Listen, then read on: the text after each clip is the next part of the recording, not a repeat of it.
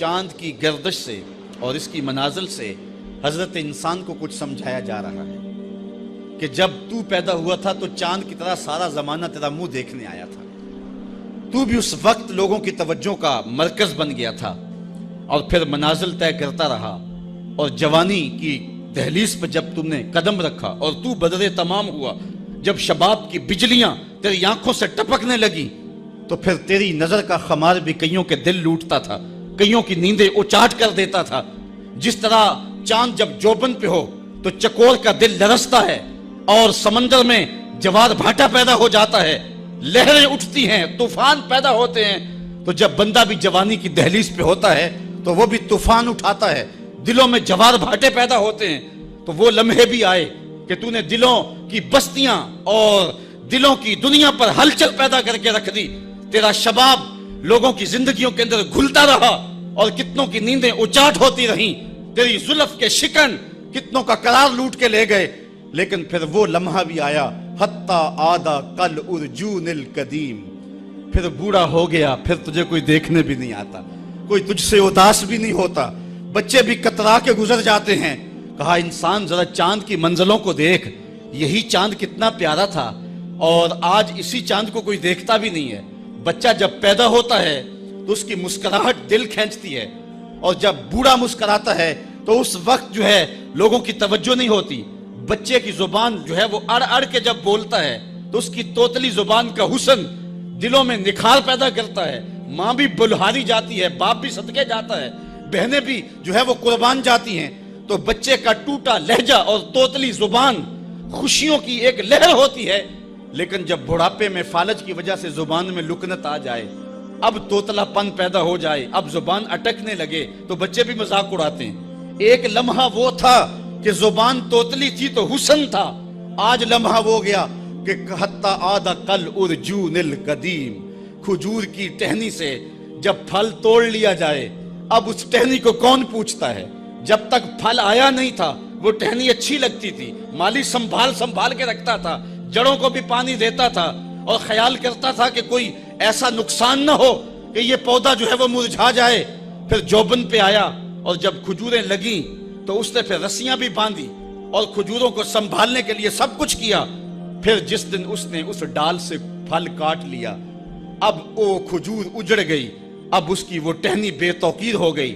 انسان کی زندگی کا جب شباب لٹ جاتا ہے اور بڑھاپے میں جب وہ کسی قابل نہیں رہ جاتا، تو پھر اس کی بھی یہ مثال ہے، حتی آدھا کل ارجون القدیم، جیسے کھجور کی پرانی ڈال ہو۔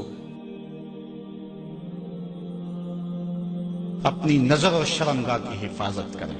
اس دور کا سب سے بڑا فتنہ یہ ہے کہ نگاہیں پاک نہیں رہی، نگاہیں غلیظ اور گندی ہو گئی، شرمگاہوں میں وہ تقدس نہیں رہا ہے۔ حضور علیہ السلام نے ارشاد فرمایا، من زنا زنیا بہی ولو بہی تانے دارے ہی، جس شخص نے زنا کیا یہ عمل اس کے گھر بھی لوٹے گا، اگرچہ اونچی اونچی دیواریں کیوں نہیں کرتے۔ یہ مکافات عمل ہے۔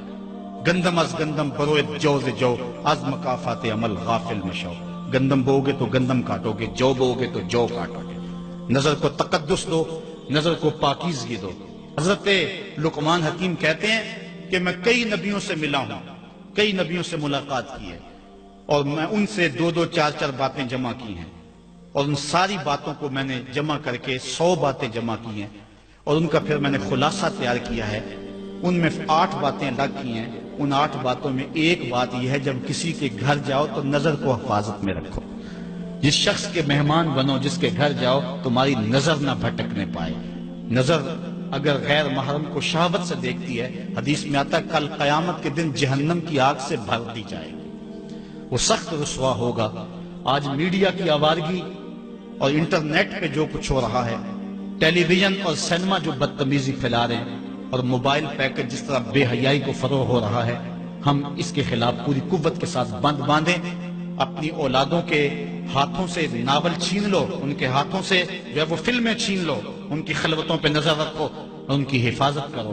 جس شخص کی نظر پاک نہیں ہے اس کے من میں طہارت نہیں آ سکتی ہے، دل پاک نہیں ہے اس کو جو ہے وہ باطن کا نور نصیب نہیں ہو سکتا۔ وائے قوم کشتائے تدبیر غیر، کارے او تخریب خود تعمیر غیر، از حیا بیگانہ پیرانے کہن، नौजवाना चू जना मशगूल तन। कितनी हिकमत वाली बात कही इकबाल ने। वो अपने दौर का दुखड़ा सुनाता है, जिस दौर से हम गुजर रहे हैं अब तो अजीब हाल हो गए। इकबाल कहता है ये जो मेरा दौर है, जवान तो जवान रहे, बूढ़ों की नजरों में हया नहीं रहा। आज हया बेगाना पीराने कहूं। बूढ़े लोगों की आंखों में भी इकबाल कहता है हया नहीं रहा।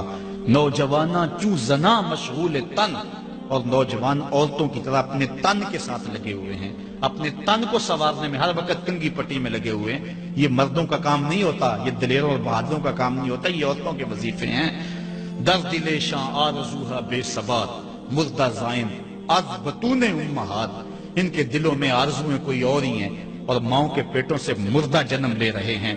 दुख तराने हूँ बजुल्फ़े खुद असीर, शोख चश्मों खुद नमाओ खुद दगीर। और कौम की बेटियां अपनी जुल्फ की खुद कैदी हो चुकी हैं और हर वक्त जो है वो अपने आप को आईने में देखती रहती हैं। साख्ता परदाख्ता दिल बाख्ता अब रुआ मिसले दो तेगे आख्ता। वो जो घर की रौनक थी, जो आबरू और हया का दूसरा नाम था, आज वो दिल फेंक किस्म की हो गई है। आह कौम में दिल से हक परदाख्ता मुर्दो मरगे खेशरा न शनाख्ता। इकबाल कहता हाय कौन कि जो मर गई और उसे अभी तक पता ही नहीं चला कि मैं मर चुकी हूँ और जीने का सामान नहीं करती। हुजूर ने फरमाया हर दीन की कोई पहचान होती है, मेरे दीन की पहचान हया है। अगर हया नहीं है तो दीन ही नहीं है। दीन की बात फैलाना सदक़े जारिया है। सवाब की नीयत से वीडियो को शेयर जरूर कीजिए। जज़ाकल्लाह।